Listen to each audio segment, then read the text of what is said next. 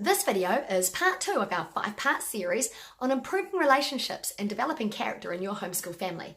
In this video, you're going to learn 5 more tips for ways to bring peace, love, joy, truth, beauty, and goodness into your homeschool. Hi, I'm Lisa McKenzie, and this is Homeschool Pick and Mix. I'm a homeschool mum of 4 kids, ages 5 up to 12. Today's video is part 2 of our 5-part series on improving relationships and developing character in your homeschool family. I'm going to be giving you 5 more tips, things that we actually do in our family that really bring unity, love, joy, and peace in our home. I want to help you to have the same thing in your family, so I hope you enjoy them. Be sure to stay right through to tip number 5. That tip is actually something that I learned from Sarah McKenzie of Read Aloud Revival. It completely altered my mindset. It really helps me with my planning, and it totally helps me and other mums that I've shared it with on those harder days. It helps you get through those days and just have a bigger vision and a bigger goal. So that's tip number 5. Don't miss that one.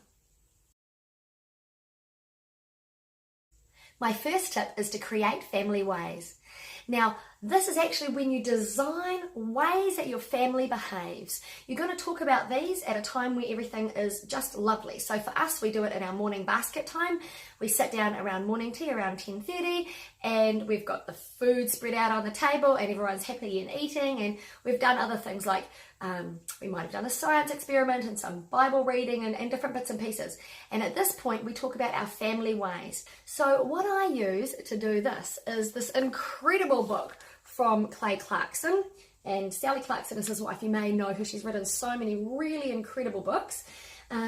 This book is life-changing, and there's lots of mums that now use this as well. So the main page that I like to use is this one here. And this has the 24 family ways on it. It's broken down into 6 areas, including how you deal with authorities, relationships, possessions, and some more. And under each of these categories, there's 4 family ways. Now, some of the family ways include: we choose to be peacemakers even when we feel like arguing. We are diligent to complete a task promptly and thoroughly when asked. We encourage one another using only words that build up and bless others. We forgive one another, covering an offence with love when wronged or hurt. We choose to be patient even when we feel like getting our own way. We take initiative to do all of our own work without needing to be told. Now, aren't these amazing things? Don't you wish that your kids and you could display these continually? Well, with practice, you actually can. So what I like to do is when everyone's sitting down and it's happy, I will just choose one of these that sort of matches where we're at for that week. It might be one like this: we are diligent to complete a task promptly and thoroughly when asked. So I'll sit down and I'll say, today's family way is this. What do you think it means? And we'll have a big discussion about what it means. We'll talk about what does it look like if we don't do that? What does it look like if we do that? And then we say it a few times to memorize it. After that, I write it on a piece of card, I put a bubble around it, cut it out, stick it on the wall. The next time we go back, I will have memorized those other ones, and we'll go over our past family ways and say our new family way again. We tend to focus on about 1 a week, and because there's 24 in here, that's a good chunk of your year, but you can go over them more regularly than that because it's really good to refresh. What's really neat about this is, say if something crops up later, it might be later in the day or later in the week, and you've got a child and you've asked them to do something and then they are sort of just flapping around, and you might go up to them, and instead of just going straight into like nagging or telling them off or disciplining like that, you can actually say, hey, do you remember our family way from this week? We are diligent to complete a task promptly and thoroughly when asked. And the kids will go, yeah, that's right, and they get straight back onto it. It helps you not feel like a nag. It helps them realize this is just our family way. We do things promptly. We do things quickly when we're asked. And it doesn't leave them feeling told off and sad and unliked or unloved or any of that sort of stuff. So it just makes getting things happen in your family a lot easier, a lot more lovely, and a lot faster.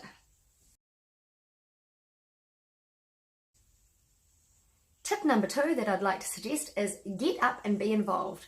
Now, I myself am not a morning person, and my kids can get up really early and easily, and they can get their breakfast, and they're really self-sufficient. So it's not so hard for me at the moment, and I can afford to sleep in a little bit longer. However, if you've got kids who are just fighting and nagging, and you are trying to resolve some sibling rivalry, then I really, really recommend getting up early and being involved. If you are up before them, then you can prepare peace in yourself and you can set the scene for the family. When they are up and they are starting to do things, you are there already to be able to catch them. Hey, get back on track. Hey, don't speak to so-and-so like that. And if you're not there, all this happens behind the scene where you don't see it, and fights can start, mess can happen, and everything can get out of control. So if you're trying to bring peace into your home, particularly between siblings, get up early and be involved. Tip number 3 is give love to the most unlovely. Now, all kids are beautiful and all kids deserve your love, but sometimes they can be behaving in a way that's really unlovely and can actually make them more difficult to be around, or just that you need a bit more space, like you're going to want to be outside hanging up the washing a bit more often. But those are the kids that really need you to be with them more often. If you are feeling a slight disconnect between you and one of your kids, I really suggest purposefully going and finding that child and taking them along with you while you do your jobs. So if you are going to do washing, go, hey, come with me, help me do my washing. Hey, come and help me hang it out.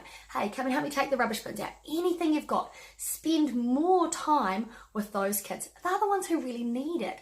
They're already feeling like everybody's not enjoying them because everyone is fighting with them and stuff. They probably feel like they're not pleasing you. But if they can have more of your time, it's making them feel loved. It's role modeling correct behavior. It's filling up their love bank, and it's also taking them away from situations where they can be fighting with other siblings.